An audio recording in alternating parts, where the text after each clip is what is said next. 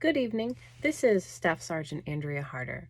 Today, I'm here to talk to you about my mission module presentation.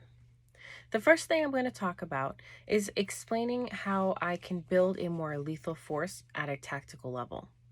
I broke it down into steps. Step 1, in my opinion, would be trust and commitment. Actions I have taken to gain and maintain trust within my team are listening to their thoughts and concerns and then acting on those conversations, not just forgetting about what they are concerned about and jotting it down in a notebook and never doing anything with it. I actually sit there, listen, and try and make a plan with them. An example of what I have done with this is our daily morning meetings in my shop. In the meetings, we have to bring something to the table. There is no option just to say, I have nothing, pass, nothing like that. You have to bring something to the conversation. It could be as easy as how your night was, how your day is going, even what task you're working on. It doesn't really matter. I've seen people get kind of more comfortable with their work environment just by having these daily morning meetings. Though they are a pain and no one really cares for them, it is showing an improvement in our office. This action, I hope I can at least motivate my team with building trust over time. I try and keep this trust conversation as a living document, essentially, by having conversations with people that you wouldn't necessarily have conversations with. Since we're split up in two different offices, it's hard to talk to one another on a daily basis or consistently. So if it wasn't for these morning meetings, we would never really see each other's face. And I've definitely seen a difference with that. This also just kind of leaves an open floor. If you are in the morning meeting and you have a project that you're working on and you do need help, this is kind of your point to bring it largely to the group instead of the people that you would normally just go to. Step 2 in my idea of how I can build a lethal force at my tactical level is showing up and building commitment. Essentially, it's continued from the last one, but a big part of this, in my opinion, would be answering the why questions.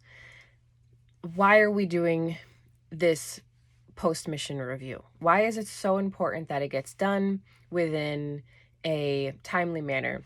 And hopefully by giving those answers to the younger generations or even senior airmen that have been in that have just never gotten their question answered, hopefully this is giving a purpose. And I know that the work can be redundant or, everyone's job has their downs about that.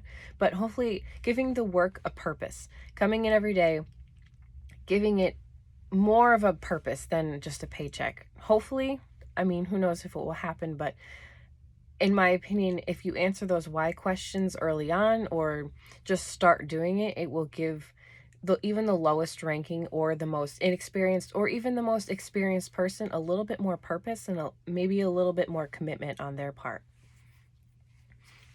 This can also hopefully lead to a sense of inclusion within the office, which is very important because, it's close knit, you're with your people all the time, but also within the organization. So knowing where I fit in the larger scope of things is helpful. I feel like building a lethal force would be knowing where you fit within that force. If you don't have those why questions answered, how do you know where you're going to fit? Another thing that I have done is kind of sounds silly, but we play rock, paper, scissors in my office a lot. And it's usually just to take out the trash. The dumpster's really not even that far, but it's a goofy thing that when I came in, people were doing, and we just kind of kept it alive. It's goofy, but we have like a running board and it creates that communication that otherwise wouldn't happen. We have lunches all the time, as often as we can. I like to just celebrate anything whenever we can because it will build that commitment and that trust that we need as an organization, I feel, to move forward. especially when you don't really know what the end goal is or what tomorrow will bring. Having that sense of responsibility within a team and that commitment is extraordinary. Smaller actions, I think, that can change the culture of an office would be little things like the rock, paper, scissors game, having a running game of tic-tac-toe. I mean, it doesn't really have to be anything crazy, but now moving on to step 3, the final step for building a more lethal force at a tactical level. I believe that final step is team building. Since we already have the trust and commitment with that team, we already have the continuation of the commitment and following up on things. The last thing would be the actual team building. So I always think of my past experiences, all my old supervisor, all my old PCSs, and anything that I can learn from the past. I know my strengths and I know my weaknesses. I am one of those, I can come up with a really good idea, but following it through is just really not my forte. And it's humbling. It's quite annoying because I just forget about a project, even though I was the one who thought about it. And that's something I have to work on. But I have to identify the strengths of my teammates as well as I can identify the weaknesses in mine.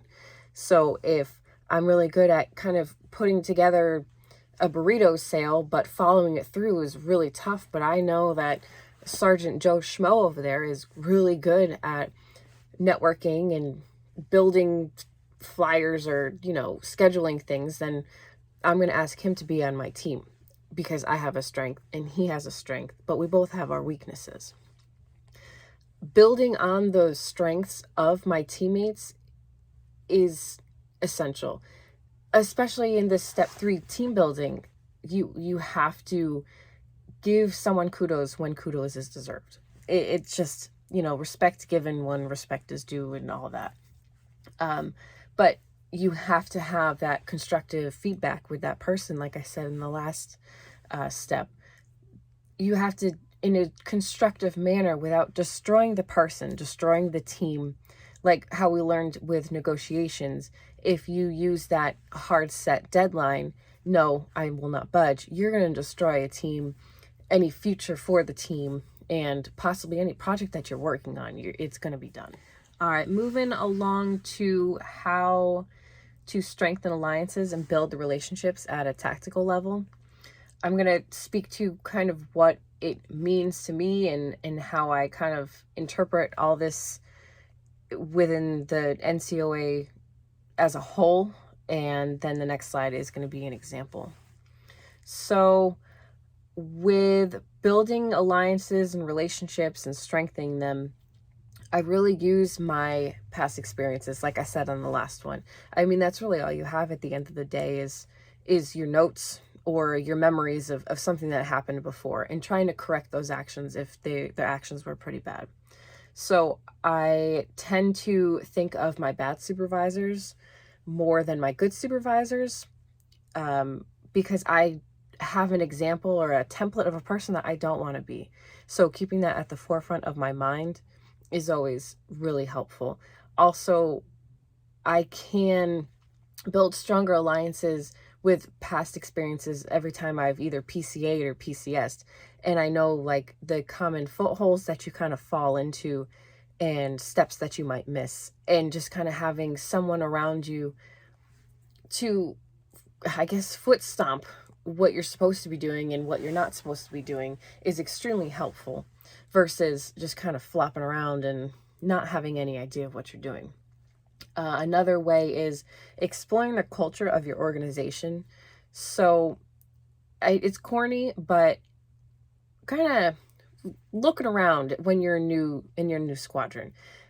My squadron right now, we share it with the 1st Helicopter Squadron.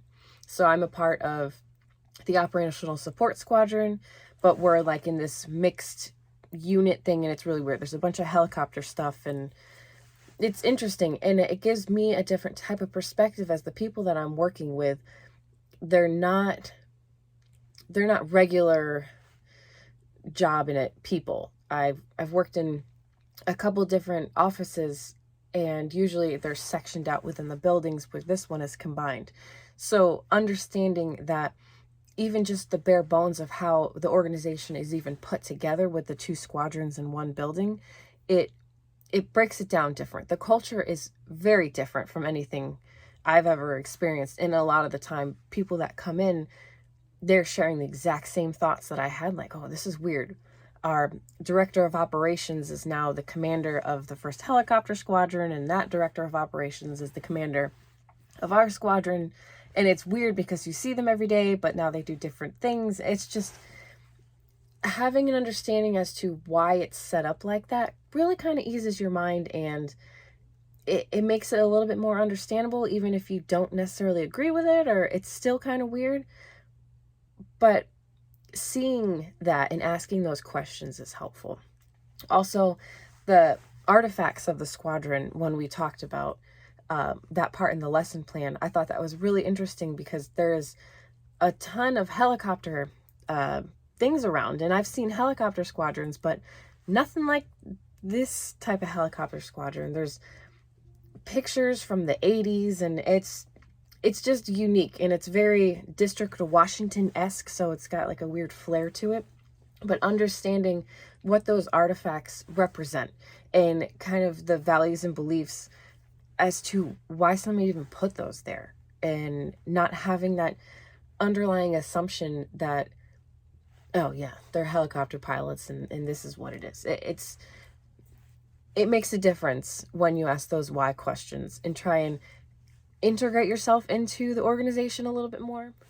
Another way that I kind of processed this question with all the information that we were given was getting out from behind your desk and having those face-to-face personal conversations, visiting the shop, asking them how your day was, and actually caring about how their day was.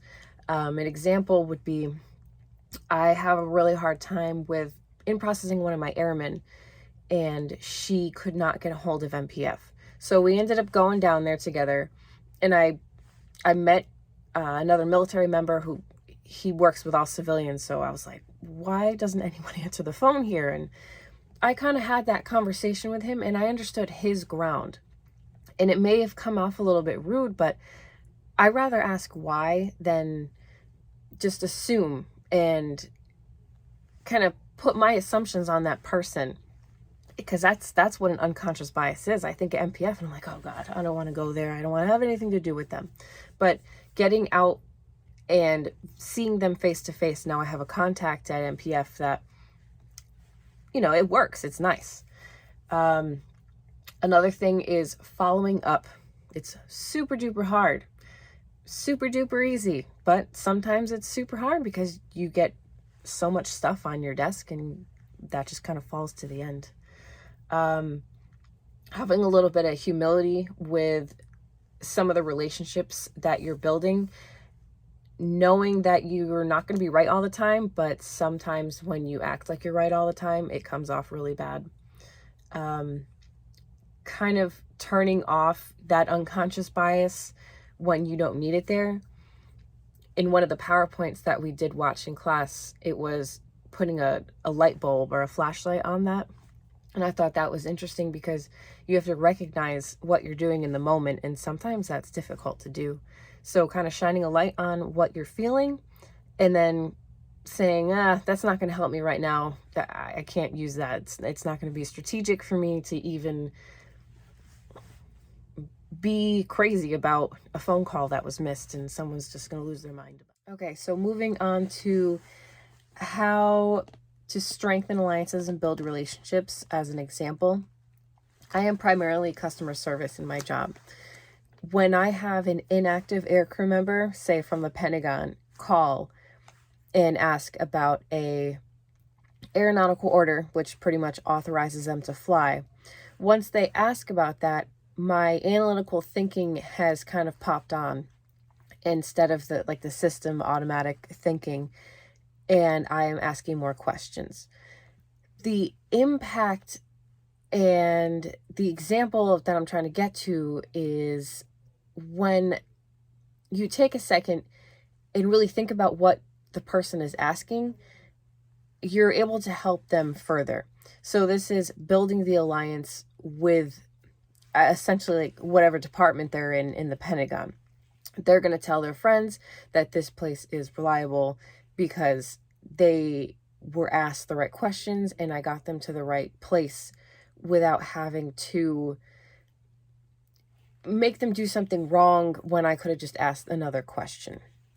It's a little bit more thinking and a little bit more in depth, but to have that type of alliance with a big organization that like a lot of our aircrew are within, it's pretty big. And I can control that at my level of leadership. So I ask my people to dig a little bit deeper every time we get a phone call, that it's just not the surface value of someone just wants to know what their physical end date is. There's a little bit more of a reason behind them asking for that. Because my people do this, they get valuable information. When they hear me asking kind of questions that seem a little bit random, they are now understanding as to why I am doing that. I'm able to build them up and it's a little bit more valuable. They're able to problem solve a little bit quicker as well and shift gears within their thought process as well. If they really need to adapt their thinking to someone's really kind of radical question, they can bounce it off someone else and then the problem is solved. And lastly, an example would be kind of reaching out to different people within our AFSC that have been at our location in the past and asking them for help, asking them for feedback. That way we can get a different idea as to their technical processes that were in place that are no longer in place, and information that my team can use from here on out. It doesn't have to be something that we're going to use immediately, or maybe it's something that we can kind of like edit to make our own, but it does help, and that is my example. Now moving on to the impact of the alliances and the strength building of our alliances. I think that it's most helpful and most impactful when another agency is willing to cooperate with you with negotiations to get a job done. If they don't normally do something until 5 days out, but you really need it 2 days out, having a simple negotiation it can strengthen your alliance because now you're on a different type of playing field at that point. Like I mentioned with people in my last, in my AFSC, having like a large network of people that are within my career field, it's definitely helpful to bounce ideas off of. We use a lot of report makers, and if we aren't able to kind of harness and harbor relationships with the people that have been in our shoes before, then we're not going to have this valuable input and a really great tool to kind of help our day move way quicker than it normally would. Even if it's a simple report that they can do and they just put it in there and then we just upload it, it makes our life a little bit easier. They also have a lot of advice with tough situations that we might be in or they might have gone through, and they're willing to kind of talk to us or even give their 2 cents onto a subject. It builds a kind of trustworthy mindset that it is an alliance and it does make your life easier, but you know that you can kind of trust them just a little bit. You understand them a little bit and you have a common goal. The last impact that really hits home is that my team is able to have more of a sense of conviction when they talk to people because they have that kind of bolstering alliance they have going on. They know that they're not wrong. They know that what their people in their, I guess, supporting agencies have told them, they know that it's fact and they can kind of stand on it and they have people to back them up. Next, I'm going to move on to best practices. These are things that I have done or things that I will do or things that I just didn't know what they were called and put a name to it and I thought it was cool that now I know the name. So one of the things, kind of starting off with the most dry, that I didn't really know about is the human capital annex, and I did not really know that that existed. Having an idea of a structure that is there and it's not all just random kind of helps me out. And I definitely am going to be passing this along to everyone who doesn't know about it, even if it's very bland read or anything like that. It does kind of put a different kind of spin and perspective on things as to why we are doing the things we are doing. Another one that kind of stuck out to me as a best practice is problem solving and types of thinking. For problem solving, having kind of like a deck of problems and possibilities of what type of problem it is helps me out significantly, because sometimes I look at a problem head on and I should be looking at it from the left or to the right, and having an idea as to if it's supposed to be a technical expert type of situation or maybe someone to help me different, like see a different spin on it, that I need a more creative type of problem. It's just or a complete chaos one that no one's ever seen before, and then oh gosh, where do you even start at that point? And then moving on to the types of thinking, it is so easy to always have that system thinking on and be in autopilot all the time, when you should really be paying attention to the situation and using your analytical brain. The example I gave before with the major calling from the Pentagon asking for an aeronautical order, that's when you should be able to change your mind, or your thinking, I guess, at this point, and ask those questions instead of just answering the phone as a autopilot systems thinking mode, and go straight to analytical, like, why is this person asking for this? This is kind of strange. I thought that those two were extremely important. Another one was the innovative efficiency and innovative evolution. I thought it was really interesting how a small little change in even a checklist could potentially change how your office is ran. I work in an office, so all my examples will be office, but when something is missed and it's not on the checklist, it makes a huge, crazy mess. But then once you put it on there, you're like, oh, it's fine. Or so-and-so didn't follow the checklist, and you know exactly who, because they never do it, and you see why their stuff always looks like a crazy mess. Having that. I forgot to mention the innovative revolution, and that's everything. That stuff is a best practice in my mind, because it puts words to something that I knew existed, but I didn't know what it was. Another best practice that I will definitely be carrying on is the negotiations and the different types of negotiation, when they are applicable to a situation, when you can either negotiate or you're at a hard stop and you cannot move forward anymore. That stuff is a really good tool to have. The leadership versus management, the theories behind the two, you really kind of have to have both when you want to get things done. And a lot of people have kind of like a darker cloud over the management, when you do need management a lot, especially if you're just trying to get something done, because you can lead people all day, but if you can't tell them how to draw a square in the sand, well, you're really not going to have a team that's worth anything, even if they are really good at doing things together. Kind of understanding the mission command and why it's there, what it is, why our commander is telling us these things, kind of falling from that human capital annex. It's important to know why you're doing the things you do every day, instead of just randomly, oh, I'm going to fill out this checklist today and now my day is done. It's important.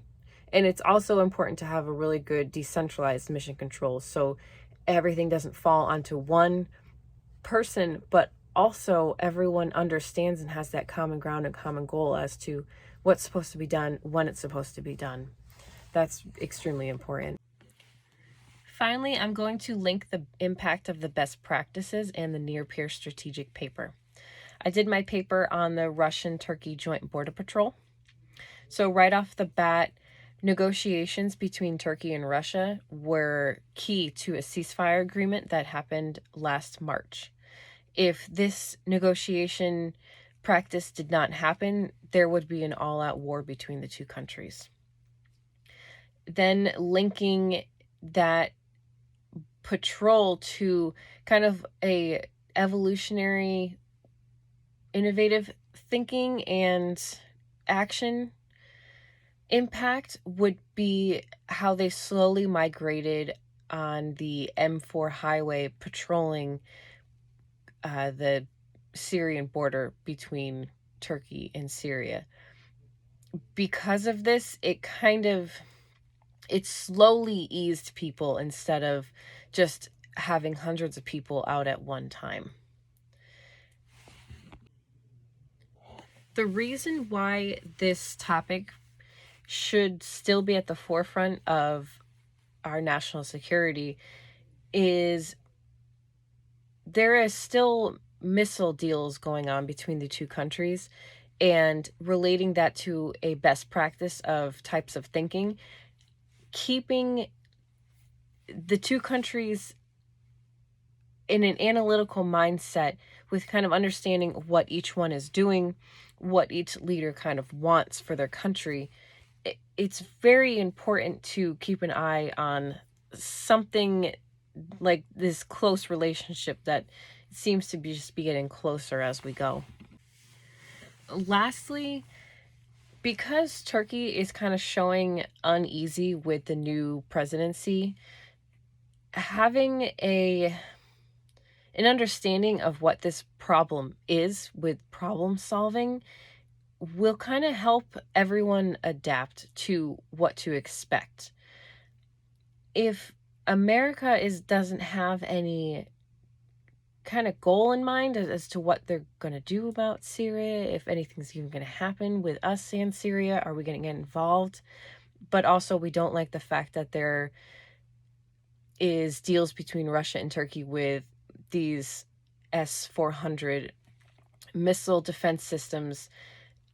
We have to kind of understand the problem a little bit more so we can be reactive, and it could have a good impact on us rather than kind of jumping ship and not really understanding what is going on.